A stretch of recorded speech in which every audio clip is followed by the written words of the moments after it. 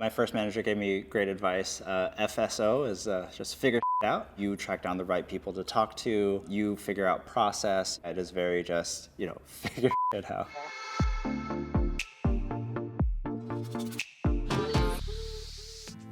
My name is Jonathan, and I'm a recruiter.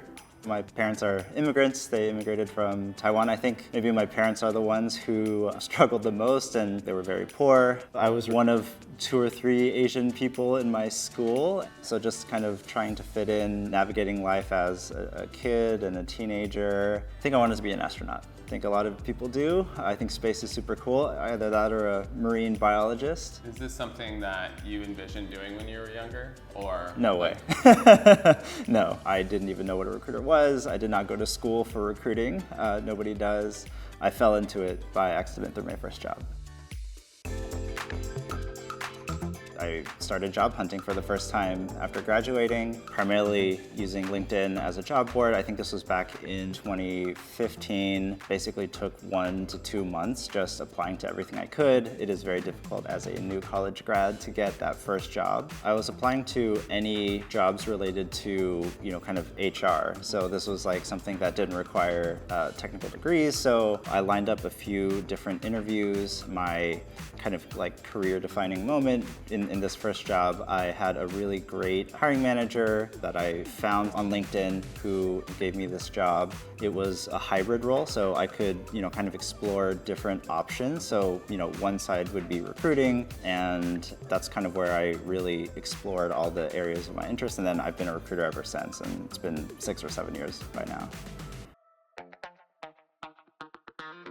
I would keep your messaging to recruiters and hiring managers short and sweet. Sometimes I would get 3, 4 paragraphs about your life story. Sometimes I would just get like, hi, I'm looking for a job. So somewhere in the middle of, being clear and concise, maybe like you're a graduate of this school, this is what I studied, here are a couple of projects or internships, this is what I'm looking for. For your profile, definitely treat it as, your resume, put all any certifications that you might have. If you are just coming out of college, just be able to talk about your projects and relate those to the jobs that you're applying for. The most people I've talked to in a day is 9 back to back. So, I think that's like 4.5 hours. Yeah, I lost my voice after that. I used to do kind of video interviews back at an old company. I was hiring for kind of a new college grad program. One of the candidates, I think maybe had just gotten out of the shower, and I think she was in her dorm room. It was very strange. She had a bath towel on, and I suggested that we reschedule the interview. There was one time we did an on-site interview where we flew someone out. I think he threw up in the bathroom. Yeah, I don't know. I don't know if that's a great, kind of story, but yeah, I think he was extremely nervous, and I understand for these first jobs coming out of college, it's pretty nerve-wracking.